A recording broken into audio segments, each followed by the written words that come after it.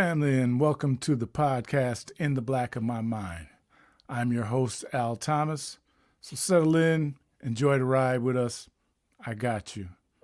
Our guest today is a professional touring and recording bassist who's had the pleasure of playing with a number of well-known artists in major venues all over the world.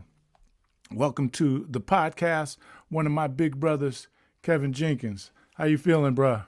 Oh, Al, I feel good. It's good to be with you. I'm so glad that you asked me to do this, and I'm looking forward to our chat. Yeah, I'm so glad that you agreed to do it too. You know, we tried to do this before, and the technology is a beautiful thing when it works right. But Yes, sir. Yes, sir. So, but yeah. So let's start this thing again. Where were you born, man? I was born in Philadelphia, Pennsylvania, but I was raised in Boston, Massachusetts. And you went to schools in Boston.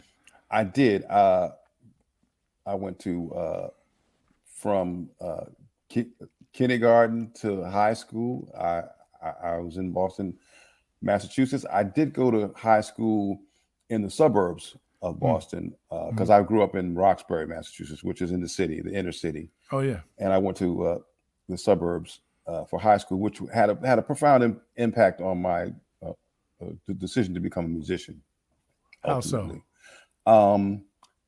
I always wanted to play music, even as a small child, and I decided on bass guitar relatively early, around 13, and got a bass guitar for Christmas when I was around right before I turned 14. And so as I was entering high school, I was like about 5 or 6 months into playing bass. And when I got to high school, the influences around me just took it to another level. One of the guys in my class, actually he was a class ahead of me. He was a junior, a sophomore, and I was a freshman. And he was a great bass player already, and he'd only been playing about a year and a half. His name's Jeff Anderson. He used to live in New York. He's the reason why I came to New York. It's a long story. I don't want to get ahead of myself. But needless to say, that decision to go to that school was probably one of the best things that could have happened to me in terms of me realizing my dream to become a musician. So they were influential in what way? Because my environment was inner city, and all my friends, we listened to what you listened to back in those days in the early 70s, a lot of R&B, a lot of funk, and that was pretty much the extent of it.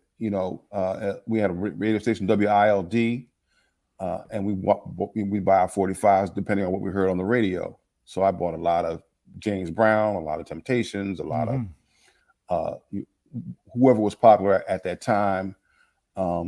I'm a bit of a romantic, so I love like the singing groups like the Delphonics and the Stylistics and all that stuff. So I listened to a lot of that. I still love that music. But when I went to high school, I went to high school outside of my normal environment. I went to a high school in the suburbs, and I was introduced to a lot of different kinds of music, a lot of rock music, a lot of jazz, blues, things that I wasn't listening to before I started going to that school. Okay, got you. And people were more than happy to turn me on to it. I was a bit of a sponge, so like anytime someone said, "Oh man, you got to check out this Grand Funk Railroad record, or this Allman Brothers record, or this Poco Harem record, or Quincy Jones, with Les McCann, and that kind of stuff that I wasn't listening to back home, but when I heard, I was like, oh man, this is yeah, okay. And so I started to absorb as much of everything as I could, and try to incorporate that into my learning how to play the bass guitar. What kind of music was being played at home? Well, my grandparents raised me, so they didn't really listen to much music. They listened to the radio a little bit. I might maybe some gospel. Okay. So I was just listening to what was on like the radio that I was listening to, which was AM radio, and the one soul station that we had, which was WILD, which I think may even still be in Boston. I'm not sure. Oh, okay. But that was the record, a radio station I listened to, and there was one major record store in my neighborhood called Skippy White's, and that's where we'd go to get our 45s, and occasionally, if we could muster up the dough, an album. Right. Right. You know, mostly albums were like, you get albums like, I would get them hand me down, and since I have siblings, but I'm the oldest sibling, and they were step siblings at that, so we didn't even live in the same household, so there wasn't even that sort of like, sometimes, you know, if you have older siblings, they'll listen to stuff, and they'll like give you a record or an album, or at least you sneak in their room and listen to it while they're not there. I didn't have that, but so I got them from like friends, like neighbors, like older neighbors and stuff in the building, because I lived in basically the projects, and so there was probably 4 families on each floor, and on each floor of my building there was it was a 3-floor building, 3-story building, and each floor had like a huge apartment. So each floor had one big family. Like, in other words, it was like a family of like 8 or 7 or whatever, and on each floor, like, and the bigger families dominated because they had more people. Right. And it was just me and my grandmother and grandfather. So, you know, that's why I was kind of a funny guy when I was young, because I had to for survival, because I'd be getting into too many fights. If I couldn't get along with folks, I'd be fighting all the time.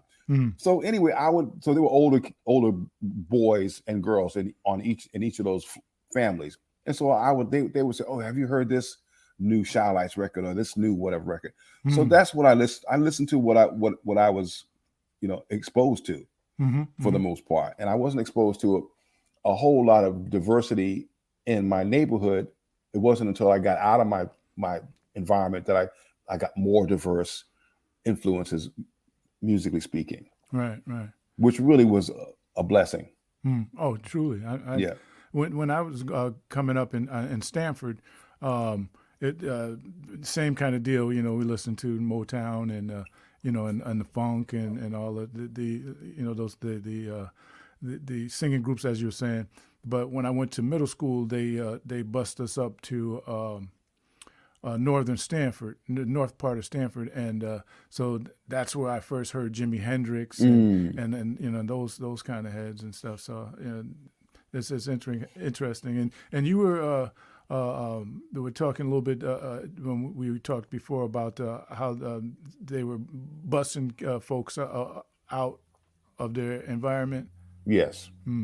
I was in a program called the Metco program, which took kids from the inner city and bus them to various suburban districts to go to school, because a lot of the schools, especially in inner city Boston, they didn't have a lot of resources. Like none of the school. I never had a gym in any like, you know, junior high school or grammar schools where I went, because they just didn't have them. You go outside. They had a playground outside. And that was it. There was no gym. So there was subsequently no teams, because there was no organized, there was nowhere for organized teams to you know, to develop practice and stuff. And stuff. So and that was, I think that was the case for a lot of the older urban schools in and around the greater Boston area. So they came up with this program of busing kids from these areas into the more affluent areas, because they had better schools, they had more resources, they had you know, they had gymnasiums, they had a lot of the things that we didn't have, and they also had like just the classes weren't as crowded and stuff. So they thought, well, this would be a good way to try to get some kids could have a chance at a better or at least a broader education, you know, and a broader experience, a broader school experience. Now, whether or not it was better, it really depends on individual children. Like some people thrived in that environment, and some people were not comfortable in it. Some people didn't do well being taken out of their space. You know, everybody's different. Some people it was great for, and some people it academically it wasn't the greatest for me, because I was I think I was a better student when I was back in my neighborhood. Okay. As soon as I got out to the suburbs, there was almost too much opportunity, too many options. Right. And I think I might have overindulged in some options. But the good thing about it was that it sort of solidified my musical Jones, and the fact that I made a decision pretty early on that that's what I wanted to do. And in that regard, it was good because, as I said, it opened up my head to a lot of different kinds of music, and to the fact that music was something I could take seriously, to the point where I didn't pursue it as in a higher education sense, but that's because I left Boston to go to New York at a very early age. Like I was out of high school, and I think I spent about a year and a half in Boston, and then I was gone. I was working. I had a job in a hospital and stuff. Okay. I was kind of hemming and hawing about college, but then I got a call to come to New York City, to play with this artist who was like a nationally known artist. She wasn't a big star, but she was more than just a local artist. So who was that? Her name was Zulema. Okay. And she was kind of like a poor man's Roberta Flack. She played keyboards and sang. Wow. I think she passed away not that long ago. But she was actually quite talented, and she had a sort of a hit with remember that Michael Jackson song? I think it was Michael Jackson with the Jackson 5 song called "I Want to Be Where You Are." Oh yeah. So she had done a cover of that, and it was kind of a hit. Wow. And as I mentioned before, my friend from high school, Jeff, he had gone to New York to play with her probably a year before I moved. I moved to New York in '76. So Jeff had gone to New York in '75, and he was playing with Zulema. And then he got called for the Esther Phillips gig. And that's when she had that song. It's an old song, but she redid it too. What a Difference a Day Makes. What a difference a day makes. So that was a huge hit because it's kind of like a disco version of it. So he got that gig, and he called me and said, well, I'm going to go with Esther. Zulema needs a bass player. If you come down to New York, I told her all about you. You probably get the gig, but you got to come to New York. I said, when do I got to be there? He said, like, day after tomorrow. I said, I'll be there. Wow. So you're out. Said, wow. 19, brother. Right. I got on the Greyhound. Boom. I went down there, and I couldn't read music. I hadn't learned anything about music theory or anything. I was all self-taught, and I'd been playing probably 4 years at that point, 4 or 5 years. I could play, I could hear anything that I could learn a song in 15 seconds, basically, because that's how I learned. I just had put on records or listen to radio and learn tunes. Went down to the rehearsal. She threw some music in front of my face. I said, Miss Zulema, this looks like Greek to me. I don't know what any of this means. Wow. She sat there, she goes, oh no, not another one. Oh no. Because your boy is the same way? Yeah. Okay. But she was very well trained. She was a trained musician. She could read anything. She could arrange. She was really extremely talented. But she said, but listen, play me the song, and I guarantee you, I'll get it. And she goes, okay. So she sat at the piano, started playing and singing. And by the time she got to the end of the tune, I knew the tune. She goes, okay, maybe I can work with you. And so that's how I learned everything by ear with her. And so I had that gig for, I guess, a year or so, year and a half. And then I got a call to play with Vicki Sue Robinson. Wow. Because I made some connections while I was in New York. And we stayed the drummer and myself stayed in Zulema's apartment. She had a spare room, and he and I had he had a bed on one side of the room. I had a bed on the other side of the room. And we stayed there, and we gigged with her. So she had her rhythm section in her house. She had her guitar player and her percussion player in an apartment upstairs. She had an apartment on Riverside Drive in like 93rd Street or 94th Street. Nice apartment. And I made a lot of connections, as you know, because she didn't play all that often. She played maybe once or twice a month. Then I had all that time to sort of like just network, which I did. And so, like I said, about a year later, I got a call for an audition for Vicky Sue Robinson, and they thought I was too young. Because I was about 20, 21 or something like that. And they were all like in their either late 20s or early 30s. But I had learned how to play music back in Boston with older cats. I was always the youngest guy in the band. I've been the youngest guy in every band I was in until I probably got into my 40s. Wow. Wow. You know, because I always was, because that's how I learned. I just soaked everything up. And it was a blessing that the cats, you know, like let me sort of hang and figure it out. Because I knew if I didn't figure it out, I'd be gone. So. Yeah, exactly. Yeah. And I subsequently taught myself how to read and about theory as I went along as well. You know, I'm no Quincy Jones, but I can make my way through a session without, you know, too much problem. Days. Okay. Yeah. So you said Vicky Sue Robinson. So was that like did you tour regionally, nationally? Or? Nationally. Vicky played, well, because this was still the 70s. This was like the early to mid 70s. It was the mid 70s. It was like, okay, yeah, about 77, 78. So late 70s. But that was still disco era. So, and she was like kind of like a disco queen. I mean, that was like Turn the Beat Around was like a disco anthem. So we played a lot of clubs, a lot of disco clubs. We didn't really do many other kinds. We did a couple of theaters and stuff like that, but mostly it was clubs. I remember one time we did play at Disneyland in Anaheim. We played at Magic Mountain. Wow. It was a weird gig. I'm sure. It was fun. It was fun because for me, just to be able to travel was like, I love to travel, man. Because before I left for New York, I had never even been on a plane when I was growing up in Boston. I don't even think I went to the airport when I was in Boston. But when I got to New York, I mean, Zulema had a gig. She had a fun gig down in St.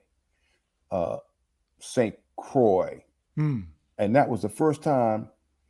No, St. Thomas, and that was the first time I'd ever been on a plane. Was when I was with Zulema, and I was like damn near 20. So, but after that, I was hooked. I was like, you know, let's go. Anytime somebody had, let's go. And I didn't care, plane, train, car, bus, didn't matter to me.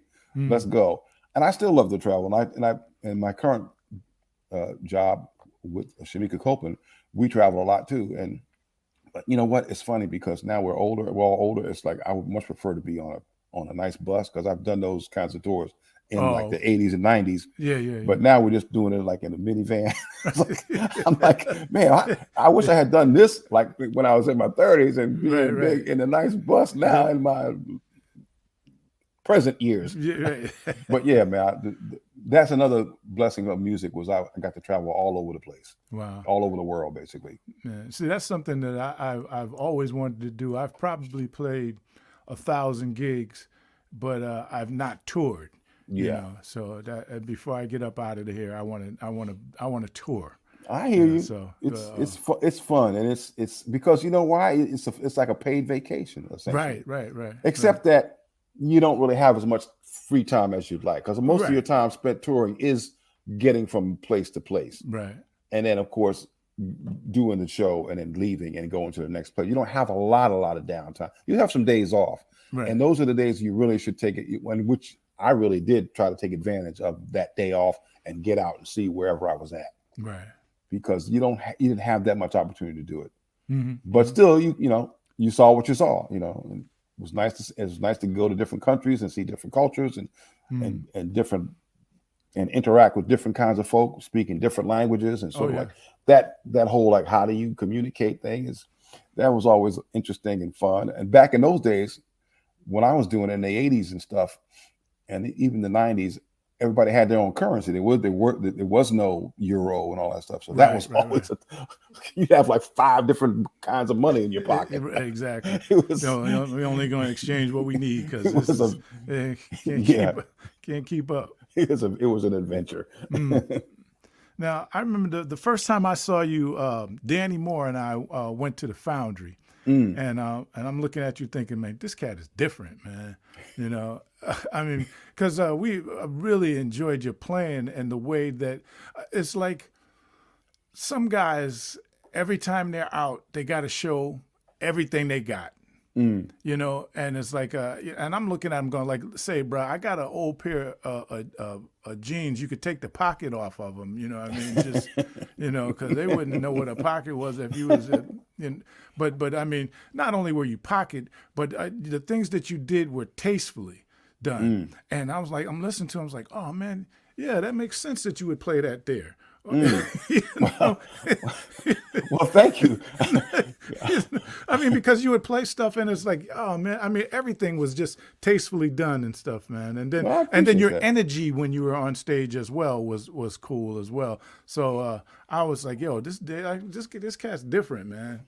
You know, and it wasn't like you. I mean, you were playing, and this is show business, if you will. But you were more about your business than you were about, you know, there being a big show and stuff. You know, Right. Where a lot of these cats, they look good doing what it is that they doing, but they ain't doing a whole heck of a lot, or they doing way too much and stuff, man. Yeah, yeah. Well, I thank you. I appreciate you noticing that and acknowledging it. And I don't know exactly. I can't explain what it is about me and that, except to say that early on I learned that it's about the song. It's about the and of course you saw me playing it mostly in sort of instrumental Yes. situations. Yes. But that translates to whether you play. And most of my career I played with vocalists. You know, I had a brief period where I played like. Sort of like that kind of like instrumental fusion-y-esque music, or at least pocket music that was instrumental. But it all applies. I mean, whatever the melody is in an instrumental piece is the most important part. Whatever the vocal is in a vocal piece, whatever that singer's saying, that's the most important part to my way of thinking and believing.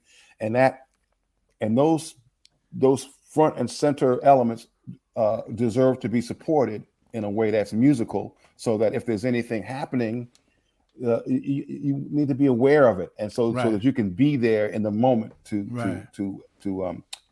support it. Right. Be present and be a part of what it is that as you say, support it, whatever it is that they're doing. Yeah. Yeah, especially as a bass player, because that's really the function. The role is to marry the rhythm with the harmony. Right. You know what I'm saying? So I've got to be with my brother drummer or sister drummer, but I also have to be there with my kinfolk that play keys and guitars and all that stuff too. So I marry the two, so that there's that, so that sounds cohesive. And that doesn't mean, so that's for me, that means keeping it consistent, keeping it grooving and moving, and when a little flourish, because a flourish is nice, you know, something different to take make a person go, oh, okay, right. That is completely appropriate and adequate and called for, but I think with some taste, with some discernment. Right. And you know, everything in its place and stuff. I see some of these cats that are on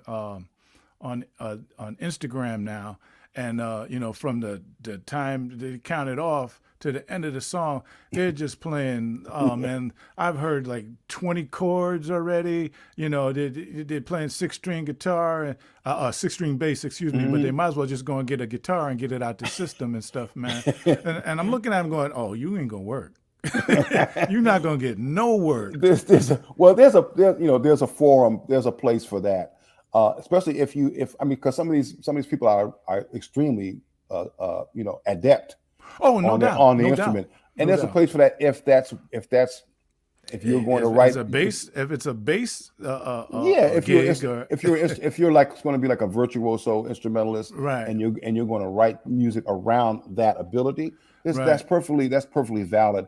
Obviously, if you're in an ensemble and it's about some other kind of stuff, there won't be too many places where that's going to fly. You know what I mean? But these were vocal tunes, though. Oh, well, that's just not, okay. I mean, I think there's a lot. I think gospel players get a lot of leeway with that, because that's sort of like, if you listen to modern gospel, there's a lot of choppy stuff going on with like the bass and the drums. a When lot of choirs. yeah, With like choirs. modern gospel. Yeah. There's a lot of motion. I mean, some of these gospel players are insanely talented in Oh, terms no of that. doubt. No You know what I doubt. mean? I think that may be the only place where you can get away with it within an ensemble, where it actually makes some sense. Right. I mean, right, I don't have those kind of chops anymore. If I ever did, Yeah, I play even less bass now than in terms of what I play. I play less now than I did when I was like in my 20s and my 30s and stuff. Also because I had an injury. I had like my hand doesn't. I don't have the agility and and the mobility in my hand that I used to have. Just the overuse over and over, which I didn't see to. Like I started to experience numbness and stuff, and I was like, wow. I'll be fine, I'll be fine. And then I had to adjust my playing technique. So mostly I play with my thumb, not like that, but more like I play more like this. Trying to find the camera. Yeah, more like this. Anyway, you know what I mean? I'm doing this as opposed to that. I'm not like striking. I'm playing like almost like a classical guitarist plays with their thumb. Gotcha. So because that, so consequently, I have to play less because if I play with two fingers like that, you could play a lot more. But so if I had to adjust the way I played because of this overuse injury. Oh, okay. But I mean, I can still play. I play a little bit more simply and less, but I still am able to make it groove, make it do what it needs to do. Just enough to be deadly. Just enough to be deadly. I'll put it this way: people still call me to work, so exactly. if the phone is still ringing, then something must be something's wrong. I mean, something's right. Yeah, you're doing something right. The phone's still ringing. So. Excuse me. Yeah. Now, by the time I saw you in New Haven, you had already played a lot of music and stuff. You had played with some folks before you came up there to New Haven. Yeah, I think I'd already played with. I might have already played with Cyndi, if I'm not mistaken. Well, no, because it depends on when you saw me. This was around 81. Oh yeah, so I hadn't been with Cyndi yet. Yeah. So I played with a bunch of people in New York, like certainly a lot with Vicky Sue and lots of very talented local musicians and performers in New York City. I didn't get. I played with after my next big gig after Vicky was with this rock cat Graham Parker, right? And I got that gig in 82. Okay. I played with him from like 82 to 85. And then in 86, I started playing with Cyndi Lauper, and that was like a 9-year stint with her. Oh, wow. I didn't realize it was that long. From like 86 to about 95 or something like that. Wow. Okay. But I also played with Taylor Dayne and Debbie Gibson sort of in between that era. So I was like I played with like a lot of female pop beat chicks for like those 10 years. Okay. So are you like the first call bassist and stuff for a lot of artists and stuff? Nah, well, maybe more like second or third. but second or third in New York City is not bad. Not bad for touring. Not certainly not for recording. There's many cats that they call before they. I mean, I didn't do much recording in New York City of notable people. I did like a bunch of recording of sort of like local musicians and local singers and songwriters. But I didn't get any like big recording sessions with like. Unless it was someone like I did one of Cyndi's records. I did like a couple tunes on one of her albums. I think I actually did a Vicky Sue Robinson record too, like a couple of tunes. But that was about it. I mean, in terms of like big record, like name people to record with. Most people I recorded with have been people you never heard of, and a lot of those. Yeah, okay, a bunch of those. I'm sure. Because I know you played with Maxwell at one point. I did, and I actually did a recording with him too. One time we were in London. It was like in July. I remember because I had my birthday when I was out with him, and he actually called me on my birthday. We were in London, and he said, "Yo, man." It's funny. He had a funny voice. Yeah. He sing high, but he talk low. He said, "Yo, man, I need you to come over to the studio real quick." I said, like, when? He said, no, like now. I got something you to play on. So he had me come play on the track. It was like a remix type thing. Okay. So it wasn't on like, it was like a single, like a remix single. But Mm-hmm. it was fun, and it was on my birthday, so it was a nice birthday present to get a Nice. chance to play. Oh yeah. I like yeah. playing with Maxwell. He was like one of the most disciplined people I have ever worked with in my life. I mean, Really? oh man, our rehearsals, dude. He was like in rehearsals. He was like relentless. Like I mean, it was like you come in at whatever time. If rehearsal started at 12, you come in at 12. He was there at 11:30. You get at 12, and if it was over at 5, you might get like a half an hour break for lunch. Mm-hmm. But the whole time you're there, you're working. Okay. And in fact, he had like when we first started rehearsing for the first tour I played with him, he put a hat in the middle of the rehearsal room. He said, "Everybody gonna put $1 in a hat when they make a mistake." So that's true. Because he was like a big James Brown, Okay. Right. Like that's because that's what James Brown used to do. And on a gig, he fined you like $25 for a mistake. Oh, really? Oh yeah. Oh wow. He didn't play. But that first week of rehearsal, that hat was full of dollars. by the second half of the week by the beginning of the second week, there was no money in that hat. Oh, I know that's right. The band was tight. Taking my money. Band was tight. I mean, and when he made a mistake, he put $1 in there too. If he messed up, although which was very rare, he might have put in $1.50 the whole time we rehearsed. Okay. But he was very disciplined, man, and even sound checks. The sound checks were like an hour and a half long because he was tweaking. He was always tweaking, and he would take he would tape every show and go home and go back to his hotel room. Like everybody else would be out partying. When he'd be in his hotel room listening to that show tape over and over and over. Wow. Mostly checking to see that his stuff was right. And then he would like tweak. Mostly he would tweak the background vocals. I felt sorry for the background singers because he had them singing something different almost every. Because he would say, "Okay, I want y'all to try this now." And they did. I mean, he was like, I'm just so diligent and so focused. Of anybody I ever worked with. I mean, I think he's the most focused artist I ever worked with in terms of that presentation and making sure the show was absolutely what he needed it to be. Wow. Yeah. That was an education. So right off the back, he was that way.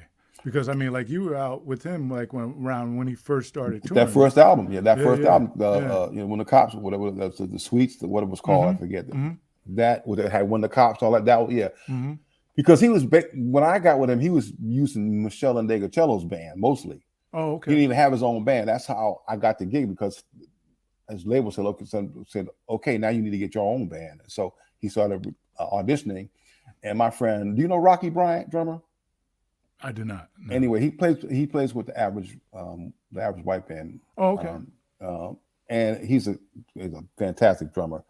I actually got him on Cyndi tour at one point. So he called me and said, "Yo, man, Maxwell, you know who Maxwell is?" I was like, "Nope." he said, "Well, anyway, he good. You need to come down to this audition right now." And that would happen. Like you'd be home, and someone say, "You need to come to SIR like right now because it's going down, and we need you to come through." And so I got there. I didn't know anything about him or the music. They said, "We're gonna play you the track. Just learn the track, and then when you're ready to play, we'll hit it." So they played something. Remember that song? Oh yeah. So I learned something. They played a couple times. I learned it, and then Maxwell wasn't even in there. No, so we played the track without him, which was difficult because it's hard to play a track when you don't hear the vocal. The vocal, right? But I did it, and they were taping. The auditions, and then I did that. I think I learned another one. So I did a couple of them. Then I split. Then they called me the next day and said, come back down. And I came back down, and Maxwell still wasn't there. But I learned that. They said, "Well, learn these 2 songs," and so we did that. And then they called me again.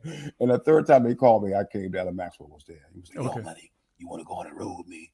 I was like, "Yeah, man, I like your music. Let's do this." So it's just funny how I've had some weird auditions, but I've had auditions where you would go and you would audition. I went to audition once where everybody was in the same room.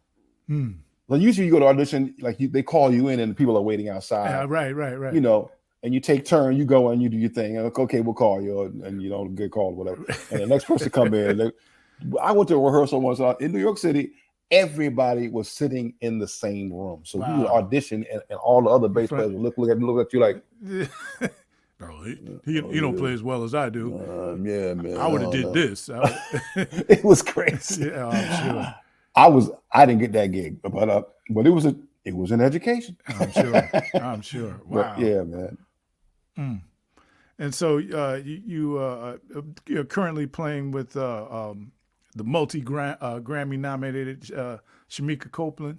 Yes, sir.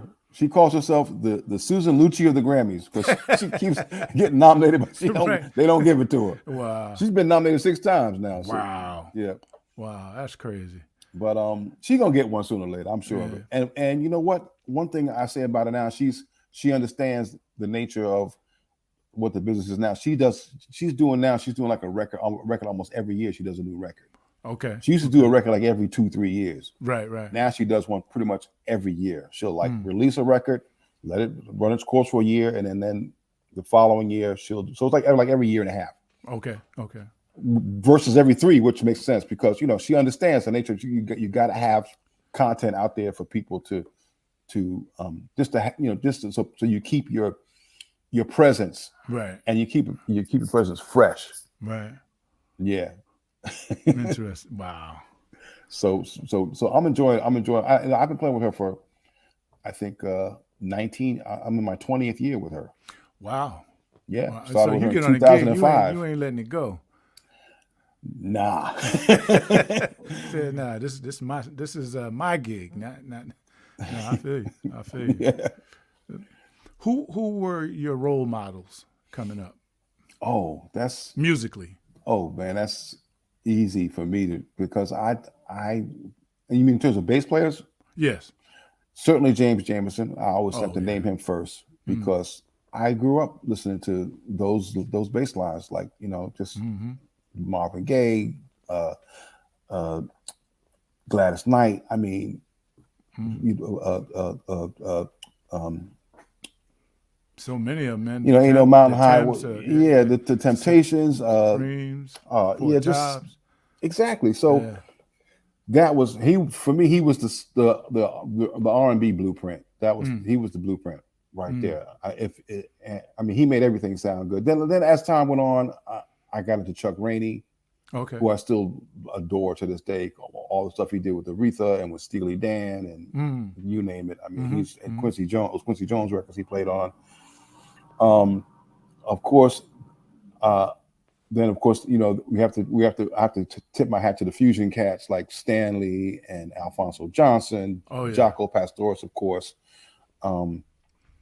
Marcus, so many cats, that I do. And I was already like playing for quite a while when Marcus sort of like blew up. I'd already been playing for many years. He's actually, I think, a little bit younger than me. Right. But and of course there was like the rock cast that I liked, like Paul McCartney for a particular way of his approach to playing a song. He really orchestrates the song in his own unique way. And then and there was quite a few upright players that I enjoy listening to, although I don't really play upright much. I call myself an upright owner as opposed to an upright player. But I love upright too. Yeah, man. Well, people like Ray Brown and Paul Chambers. And, the list is endless. Right. So I guess I have to say definitely. My main influences would definitely be for electric bass would definitely be Chuck Rainey. I also love Anthony Jackson too. Oh yeah. Because it's funny because when I started playing I told you about that woman I started playing with when I first moved to New York, Zulema. Well, she was contracted to do another album for RCA. She was on RCA Records, and so she wanted to use her band, but her producer just wanted to use his folks, which was good because his folks was Anthony Jackson was the bass player and Steve Jordan was the drummer. Oh, okay. So couldn't really complain about that. No. So, but I got to go to the sessions. Okay. Oh, cool. And that's the first time I ever saw Anthony Jackson. play. Mm-hmm. So I was about 20. So it's 1970. This must have been 1970. I want to say 7 or something like that. Mm-hmm. And this record was called Suddenly It's You, or Suddenly There's You. Suddenly It's You, I think was the record was called. And Anthony played on the whole record, as did Steve Jordan. Mm-hmm. And man, he was like, it was magical, because he was just so, this talk about focus. He brought this rig in with him, which was like, at the time, was like a limiter, a flanger, and this was like, 2-rack space, 19-inch professional outboard equipment that he brought in a rack for himself to plug into. Oh, wow. Like the same stuff that engineers would have anyway, but he had Right. his own that he brought with him. Gotcha. Like, I mean, it was incredible, and the sound he got was like, he could hold, like, because he was using an actual limiter, he could hold a note and kick that limiter in, and the note would like never end. It would just be like, oh, for like 8 bars or whatever he wanted it to go. Wow. Right. And like could read, like, his reading was I mean, they put those charts up, and he just like first time down perfectly, because he taught himself to do that, because when he was in Philly, because he started out in Philly, his reading, he couldn't read as well as he and I think what had happened was he wasn't getting as many calls because his reading wasn't as good as it needed to be. And so he went into the woodshed and taught himself to read like everything and anything, like bass clef, treble clef, you name it. He could read it. So by the time he got to New York, it was like a genius level musicianship. And that commitment to just like his tone, like he would change his strings like after every couple of songs. He just change his strings so that he could keep his tone like that, his sound. And this was like before there were 5 and 6 strings. So because he was the first person to have a 5 or 6 string bass made, because he was tuning his E string down to like D, so he could at least get low Ds. He was already thinking about that stuff like in the early to mid 70s. Wow. Yeah. It was. I was just listening to a interview with Pino Palladino the other day, and he said that they were asking him about this bass that he plays. I guess it's a P bass, Fender, and he said, they said, well, how often do you change your strings? And he said, I don't. I said, what do you mean? He said, these strings that are on my P bass, he said, I don't play hard, so I haven't broken a string. He said, these strings have been on this bass since '93. Yeah, well, for that's for because for P basses, especially, I think he's talking about his 63. He's got this red 63 with a red. I forget what kind of. It's got a certain kind of pick guard, tortoiseshell pick guard. It's beautiful, and in fact, it's you can get a Fender custom shop version of that bass for like $5,000 or something like that. But his bass is probably worth $25,000 because it's an actual 63 from 63. Right. Like P basses from the 60s now, especially the ones that are like without any kind of alterations, that have all the original hardware and whatnot. They start in the teens. Wow. So 15,000 and up. Yeah. No, but you can get a bass made from Fender that is a replica of that era, of any era that you want, 61, 62, 63, whatever you want. But they usually start around $5,000. Okay. Yeah. And what are you currently playing? I have a bunch of P basses that I play because I used to play 5-string all the time. In fact, at one point I only had one bass, which is a level Coppola 5-string, which is a nice bass made by a luthier named Jimmy Coppola.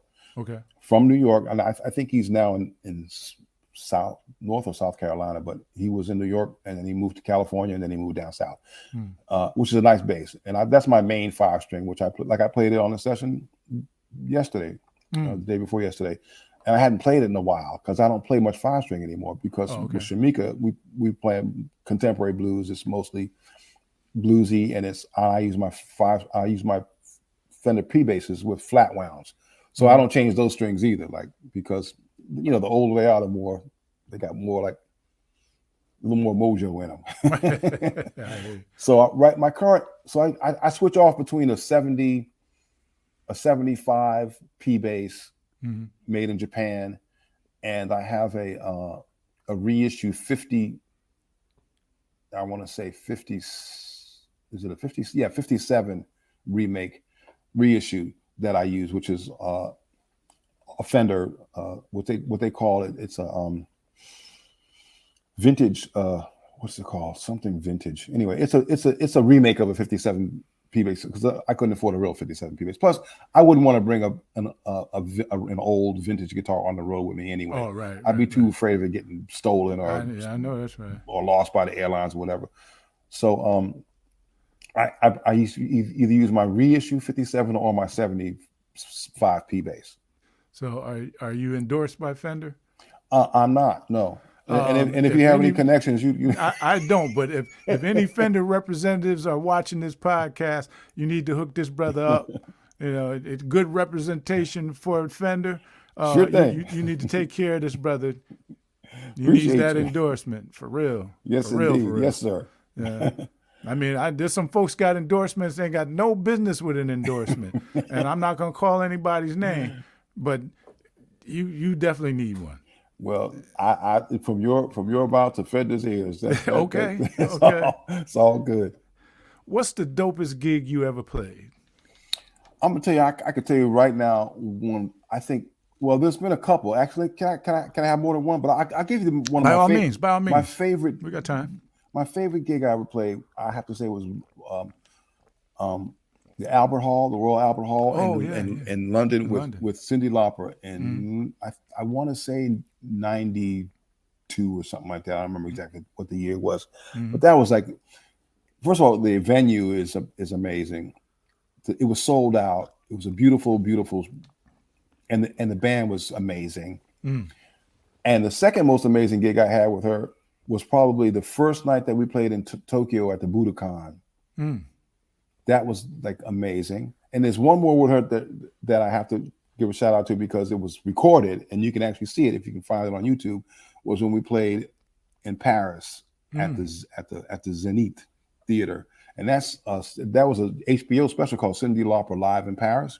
Okay, and you can find it on YouTube because I found it on YouTube. Well, I'm going to check it out.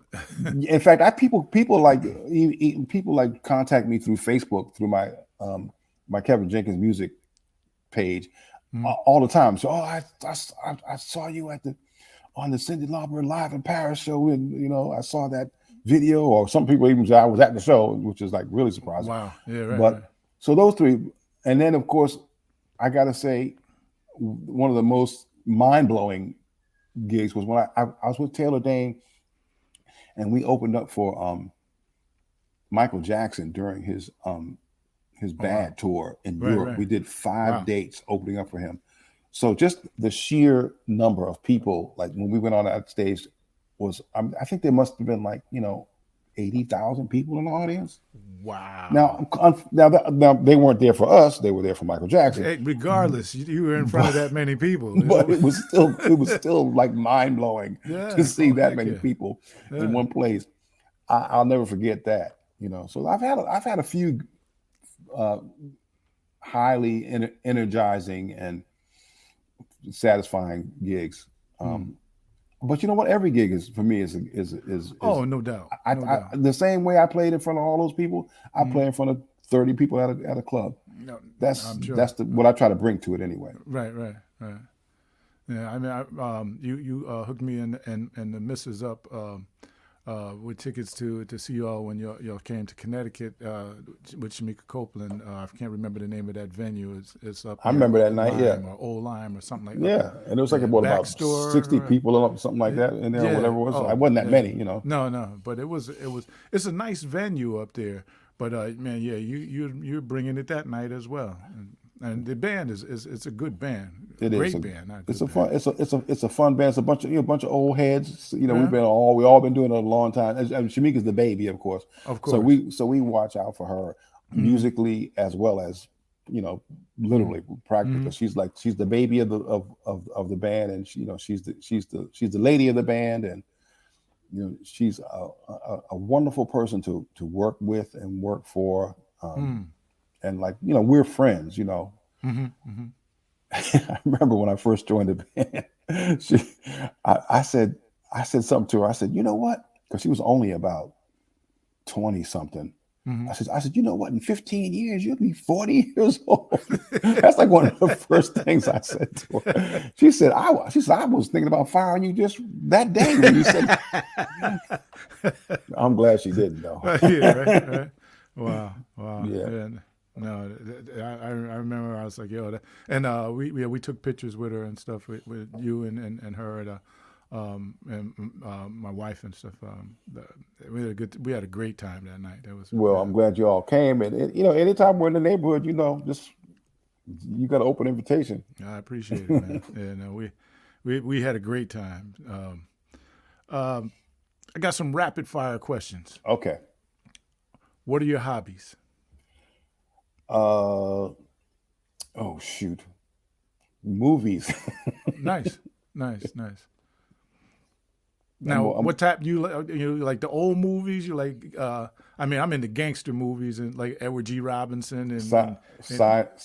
And okay, sci-fi. Sci-fi. I'm a sci-fi nut, but I do like old. I do like old movies too. I like old musicals, as a matter of fact. Yeah, I do too. Yeah. I love those songs. I love that song. I love the Great American Songbook, man. Like anything the Gershwins or cats like that.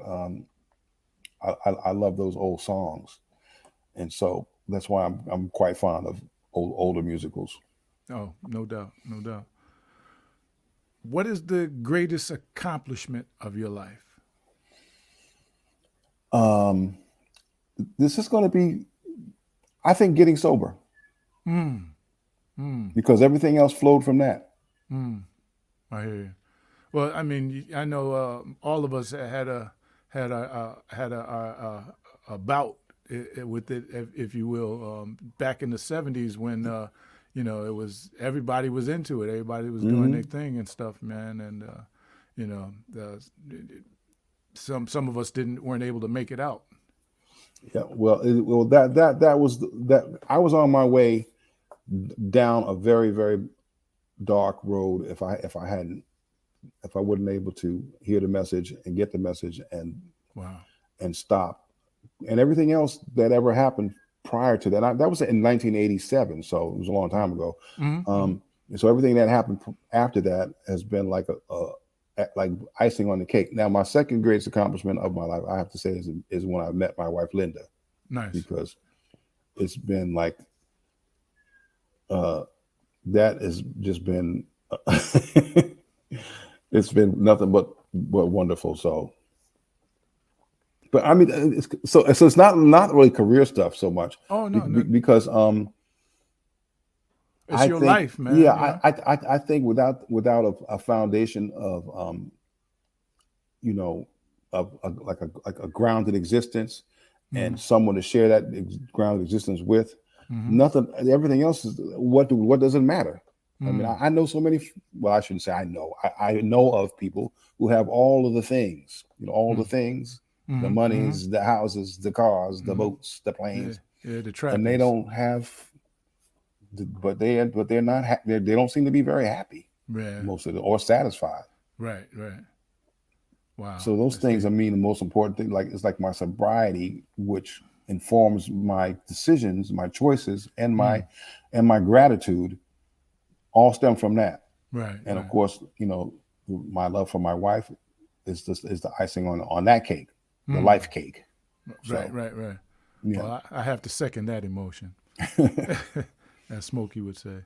Yeah. No doubt. What's on your bucket list? More travel. And I want to leave some music that will have some effect on people that hear it. I don't need everybody to buy it or the world to have number one. It's not about that. I want to leave some music that touches people. That's on my bucket list. Like my own music, because I have some records out. Because I like to sing. I consider myself a vocalist. I'm no Donny Hathaway, but You know, Or who is? I think exactly. Well, since that's the bar I'm looking at. But I want to be able to reach people through a song, and Right. that would be something that would mean a lot to me. You know, when you said that you weren't a Donny Hathaway, I had a flashback because when I was in high school, our yearbook, they asked a question, what is happiness? And I said, happiness is being able to play like Hubert Laws. And my flute teacher looked at it, he said, damn, man, you ain't gonna never be happy. So, that's messed up. That's messed up. That is kind of messed up. It's like, all right, teacher, you don't think I can at least get there? Oh, man. What skill would you most like to learn? Oh, so some like handy skills, because that's one thing my wife always says. Because I wish you were handier. Like I wish I was handy. I wish I could like build stuff and fix stuff. YouTube, man. YouTube. Yeah, that's true. It's all on YouTube. YouTube University. So now are the YouTube fix it guys like the YouTube bass players? Do they fix things really fast? And you know, like a lot, because when I watch YouTube musicians, man, it's like. Oh no! They got a lot of guys that explain how to do stuff, man. They take their time, and there's different ones. So if you don't like one, you just find somebody else. Yeah, you know.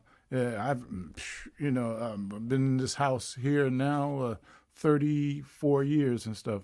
So I learned that either you gonna pay fix it yourself or you're gonna pay somebody to fix it. Exactly. So, so before I pay somebody, I'm looking like, can I do this? Can it, all right, you know what, I could do this. And did you build those shelves behind you? No, but I should have though. I should have, because I hope you can't see them, but they're kind of when I put all these books on there, and it's a huge shelf from the floor to the ceiling, full of books. And they're lean. I mean, if you look at them, they're warped now and stuff. So I put some boards in it to kind of reinforce it to make them look at least level and stuff. But the guy did it fast and it looked good when he did it. And it's like, oh yeah, oh good, we got bookshelves. And then like a year later, it's like they're all bent down and stuff and sagging and. But and then go on YouTube, man, and they'll tell you But my dad was handy, and so he made me do a lot of things when I was a kid. Yes. And at one time, he said, we have a dryer in the basement, and he said, look.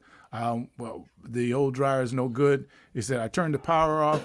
I need you to, and there wasn't a plug for the dryer. Back then you had to put the wires on. There was a little box, and he said, just put that, take the screws off, take the wires off, and then put the wires on the new dryer. Okay, no problem. Well, he said he took turned the power off, but he didn't, and. And then I touched that thing with a screwdriver and it knocked me on my behind and stuff. Wow. So I learned a valuable lesson that day. It's like, you check for yourself. Yeah. Well, I found that most of my friends who are handy, it's because their dad or some dude around them showed them how to do stuff or told them that they needed to do stuff. So. Right. Where's the coolest place that you've ever traveled? Okay. That's a hard one.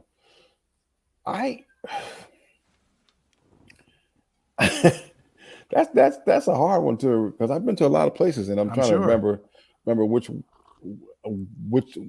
ones had an effect on me to the point where I guess you know what? I think maybe Japan, because we got a chance to actually travel around the country. Oh, nice! And we would take the Shinkansen, the bullet train. Mm-hmm. Mm-hmm. So you fly, you fly into Tokyo and you play in Tokyo, and then you get on the bullet train and you go to, Kyoto, and you get on and you go and you get on the train and you go to Hiroshima, and you go to Osaka and other cities in that country, and it's an amazing country. The people are nice. They really love music, and I have to say, when I went there, I went there with Cyndi, so it was on a level that was kind of, it was like they adored her, so there was that love was, and that love extended to her and to the band and the crew as well. So we were well taken care of, and I went to Japan with her many times, probably 5 or 6 times. Oh wow! Yeah, she's still much loved in Japan. I mean, I haven't played with her since 1995, and she goes there probably every year. And I think the love is just as strong now as it was back then. Right. The first time because the first time I went with her was in '86, and we played 5 nights straight at the Budokan. And sold out 5 nights straight. Oh wow! And so, how many people does that hold? Would you say? I think about I want to say 8 or anywhere between 8 and 11,000. Okay. It's like an arena. Right. Not a stadium, but it's an arena. Maybe more. I'm not sure. I have to Google that one. but yeah, I really liked you. I liked Australia too, and we traveled a little bit. We didn't travel as much as we only traveled to like Sydney and Melbourne, and I think one of the Canberra, which is the capital. Okay. So I've never been to the eastern part of Australia, or was it the western part, like where Perth is. I've never been on that part, because Australia's big. Australia's as big as the United States in terms of the size of it. It's pretty big. It's just not like a lot going on in the middle of it. Oh, it's mostly a coastal continent. But yeah, what makes you unique? And you are unique. So well, I think yes, we all are. But what makes me unique is my well, I don't know how to answer this one. It's you ask some good questions. They're hard though. They make you think. Yeah, exactly. Make you go. I think my heart, my approach to life and living, and the fact that I really do believe in the golden rule. I really do believe that you do unto others as you would have them do unto you. Right. In every situation, and of course, do I fail at it? Obviously, I do. But that's my aspirationally. That's what it is. In other words, I want to see people. I don't want to see people the way that I think they should be. I want to accept them the way I want to be accepted. In other words, I don't want to have a prejudgment about a person, place, or thing if I can help it. I like to try to remain open to it, so that I can maybe get something new from it and give something to it, whatever I can. So I guess that's a tough question. So it's hard to really put into something concise and profound. That was perfect. No, that was perfect, man. Yeah. So that's, I think, my heart. I think the way I see the world. I was before I go to I got about 3 or 4 more questions, but before I go there, how did you and Marion hook up? That's a story that, and as the years have passed, it's the kind of thing where, is it what I think it was, or was it something completely different? Because as the years go on, you know how sometimes the mythology changes. Right. It's like, I want to think that it was because I was I was playing with Vicki Sue Robinson, and Vicki Sue Robinson was a New Yorker like me, but her management company and most of her band were from Connecticut. Oh, okay. She had a manager, and his name was Ted Harless, and he was in I want to say, I think Stanford, but somewhere around Stanford, and like Dan Pickering, and Joe Malati. They were like further up, like Joe was in obviously New Haven, right. And Dan was probably anywhere between Stanford and New Haven. I'm not sure where he lived exactly, because he was always moving around anyway. Right. maybe Greenwich or what, I don't know. And Bill Cerulli, I think Bill was also from Connecticut, but I'm not exactly sure about that. Yeah, He was the yeah. drummer. Yeah. And then of course the percussion player was a brother, and his name was Earl Stewart, but he had an African name, Kainde. And he lived in Harlem. Okay. So when I got the gig, we started rehearsing up in Connecticut because that's where the most of the band was at. Gotcha. And so I got to know those guys, and at some point someone said to me, "Man, when you gotta meet Marion Meadows. They'll say you're gonna like him." And so at some point during that time, like the early 70s, not early, so I keep saying early, but it was not. It was like more like mid 70s because I didn't get to New York until 76, so it had to be later 70s. I met him probably around 78 or 77. Okay. And I forget how I met him. He was at a gig or something like that, but we just immediately clicked, like instantly. It was like as if you knew, like, you know how sometimes you meet people and it's like seem like you've known them forever. Right. Yeah, definitely. You talk, you have a conversation, and it's like, wow, that's kind of like when I met Daniel, and you know, I was gonna say me meeting you. Yeah, and when we met as well, because but so see the thing about it, but see, I had heard about you from Daniel before I met you, okay. And he talked about you like you were like, you know, like the second coming of the Godfather of Soul. Wow. That's my brother, man. My brother from another mother. He loves you, and he said, "Man, Al's you gonna like Al. Where do you meet Al?" So I already knew that that you were like, you know, you were cool because Daniel had talked about you for the longest time before I even met you. Wow. Me, Dan, and Fig. Who's Fig? Richard Figluski. Me and Danny and Fig shared a apartment, and Fig played bass, and so we had so many jam sessions in that house. And flute, bass, and percussion. All right, see, there you go. Well, that's how. And I had heard about Marion, but I, you know, I didn't. Nothing anybody said about him prepared me for the kind of person that he was. Just like the warmest, deepest.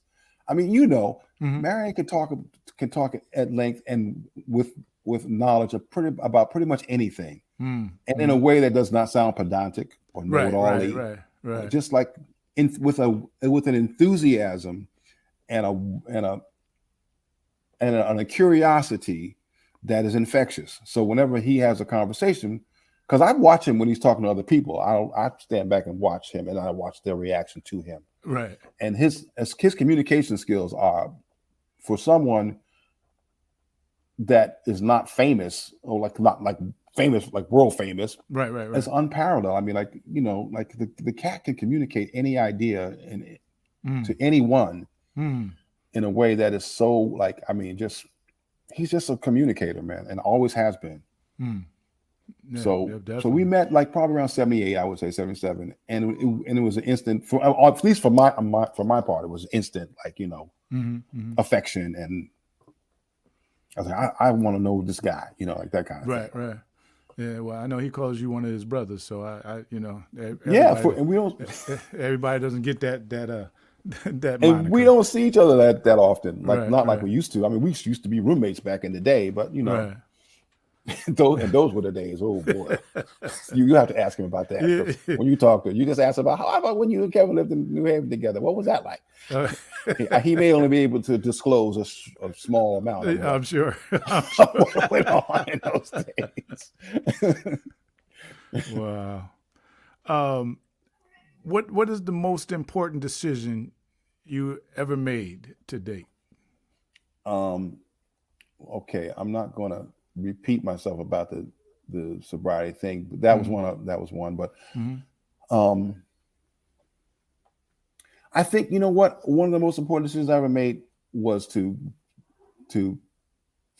face my fear of doing my own Kevin Jenkins projects, like doing a record. Where I was the leader and also to sing on it, and then of course So I think to sort of like do my own thing was one of the most important decisions I made.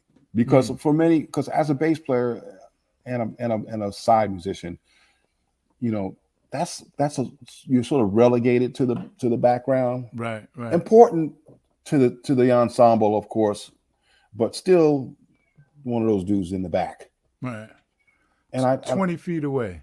Yeah, exactly. And I said, and someone said, and people would say to me, "Man, you should," because I'd sometimes be at sound check and I'd start singing on the microphone, and people would say, "Man, you need to do your own thing, man. You got a pretty good voice. Like you should think about doing that." And you know, in fact, the one person who told me that, and I actually listened to him was well, it was like my friend, this drummer named his name's Mo Roberts, Morris Roberts, really good drummer and a good friend, an old friend. We were playing with Shamika. He was in Shamika's band for a little bit, and we were doing a sound check, and I was just making some words up and playing along on the bass. And he was going, "Dude, it's like you should be. Why are you not recording that? What's wrong with you?" Right. And then of course I had a friend, my writing partner and producer, a very talented cat by the name of Tomas Donker, was very encouraging. I think he was probably the most encouraging, because I had a roommate a few years back before I met my beautiful wife, and he used to have like salon where we'd have like a songwriter sort of like thing where people come in and they would do their most recent compositions, their recent songs. And I had some tunes. And so my roommate's name was Tom, and he said, "Cat, man, you should play that song you played me the other day." And Tomas was there. And so I said, "Okay, I'll do it. Why not?" And so I played on the guitar and sang, and Tomas was looking at me like,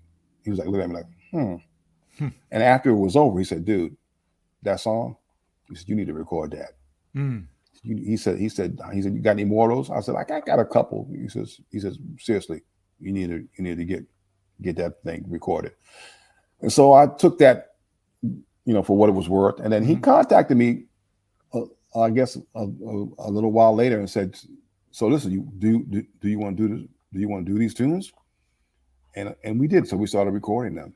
Wow. Now, did that particular song make it to the project? The one I played for him, it did. Okay. It did. But we didn't do the actual album until a couple of years after that. But we started to do demos and stuff like that. And and as our relationship grew, we started, and then I did two original records, and I did a EP of Joni Mitchell tunes that I liked, called a tribute to Joni Mitchell. It's got like 5 Joni Mitchell songs on it. Okay. And that was a while ago. That's probably about 4 years ago or whatever, 5 years ago, even maybe more, maybe 8. I forget. Time. Well, you got to add 4 years to COVID years and stuff. Exactly. And so now I'm at work on Tomas and I no longer work together, but I'm at work on a new one of it's going to be a bossa nova project. Because I'm a huge fan of bossa nova. Yeah. And so it's going to be a cover record because I'm not going to do any originals on it. But I'm going to do this bossa nova record, and then I'm going to do another original record. Nice. I have a bunch of different things I want to do before I say goodnight. Right. Yeah. Nice. What's your favorite song, and who's your favorite either group or singer? Ooh, no softballs from you, huh? No, man. What's my favorite song? That is like, whoo-wee. Let me think. Oh, you know what? I think I'm gonna tell you. Here's a song that sums up a lot for me. It's a James Taylor song, and it's called "Shower the People." It's on. I think it's on his. It's not the Gorilla record. What is it? I forget what album it's on, but it's Shower the people you love with love. Oh yeah. Show them the way that you feel. Yeah, that's kind of Okay. one of my. Because I don't have a one favorite song. I have as we all do. We have Right. many songs that All right. in our Depending heart. on the genre. But if you ask me just to name one that really kind of sums it up for me, that it would be that song, because Okay. that song sums up how I feel about Mm. life and people, and shower the people you love with love. Right. Sure, Right. like don't not tell the people that you love that don't forget to tell them that you love them, because life is unpredictable, to say the least. Oh, no doubt. No doubt. So I think that's important. And you said one of my favorite groups or Group or singer. singer. Both. Yeah. Or, Or both. One of each. Yeah, Group well, and I singer. think about if you ask me to pick my favorite group, I think I can only say Earth, Wind, and Fire, Wow. Yeah. because they influenced my whole aspect of like what it means to be a band, and to be creative, to straddle like the creative side and the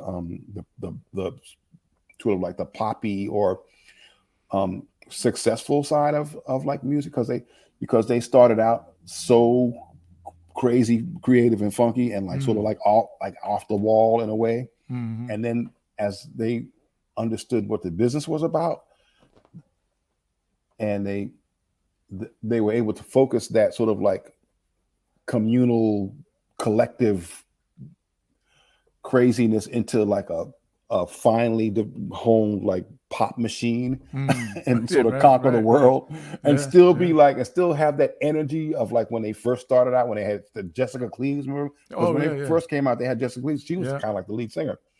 And because I remember seeing them in Boston at Paul's Mall when they first came out, they were doing like Power and stuff like that. And all the love had in my life, I'd rather. Yeah. So that's when the first time I ever saw them, and they literally blew. They like the to add with the dude's in the chair and his hair's going back like that. I was in Paul's Mall going like, "Oh my God, what is this? Who are these people?" Right. Wow. And so that had to have been like around 72. Yeah, something like that. 72, 71, 72, Yeah, something like that. I was still in high school. Wow. So that I think they will always be my favorite group. Gotcha. Because they were musicians, but it was also about songs. So it was about play. They could play, and they could write, and they could sing, and they had all of it. And then like a close second, War, because I love War. Yeah. Same here. A close second would be War. All right, War, Mandrill. And then I think one of my favorite singers is probably. That's a tough one, because I like so many different kinds of singing and styles of singing. But and I don't listen to him as much as I used to, but Marvin Gaye, because he kind of shaped my that. What's Going On was my practice album. So that's how I practiced, because I started playing bass in 1970, and that album came out in 71. Right. And so that was my practice album. But the reason why you could listen to that record over and over again was not so much because James Jamerson and the other cat that was based on it, not so much because they were so great, which they were, was because of the way Marvin sang. Oh yeah, that was how I could listen to it over and over and over and over again. I mean, forget about trying to learn the nuances of Chuck Rainey. James Jamerson. Was Marvin's voice kept bringing me back to that record, and still to this day does. And of course, after him, I have to say Donny Hathaway, because I just love the way that dude sang, man. But there's like so many. I mean, dude, from before them and after then, some that have come after. Right. But I'm talking about like what hit me as in my seminal coming up years, and influenced me in terms of like the spirit of like how singers I thought was supposed to make me feel. Like I always felt Donny Hathaway. I always felt Marvin Gaye. I always, Yeah, you know, yeah, I was yeah. They always make like, you feel it. You're right. yeah. Mm-hmm. So and who I would ultimately compare any other singer I would hear, you know, known or unknown. Mm-hmm. Sometimes to this day, I'll say, well, of course, if you hear someone singing, and if they don't compel, if they're not compelling and they don't get you to feel something, then and they may have like a wonderful technique or chops or whatever. It's just because you don't necessarily have to have any of those things to have for people to feel for people to feel you. You know what I'm saying? Right, right. It's just something about their connection to the music and how Mm.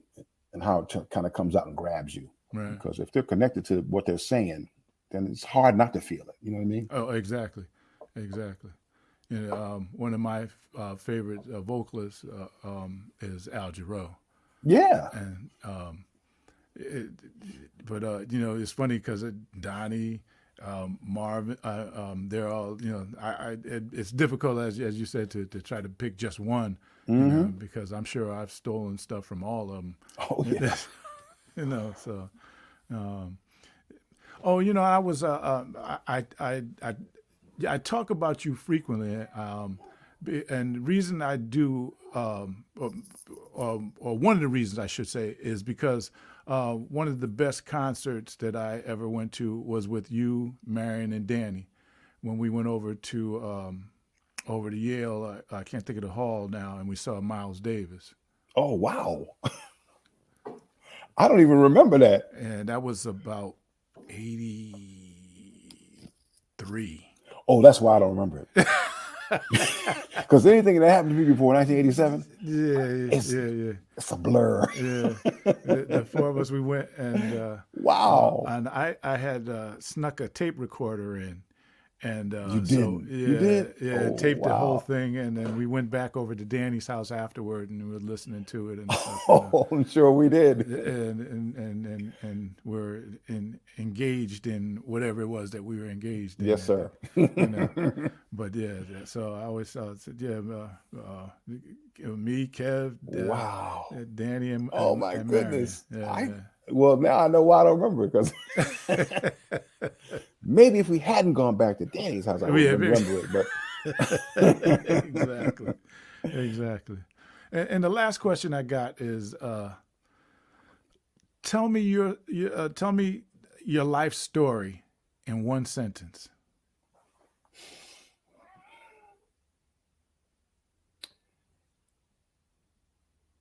I dreamed when I was a young boy that the notes on this little guitar were going to take me away from what I knew into the unknown. Wow, wow. You're the second person that started that with when I asked that question that said it talked about dreams. Mm. Yeah. Wow, that's deep. Because that's what makes it all. I think that's what makes what gets us from where we start to where we are No doubt. is our dreams. No doubt. I believe in dreams. Well, yeah, we the dreamers. Yep. Yeah.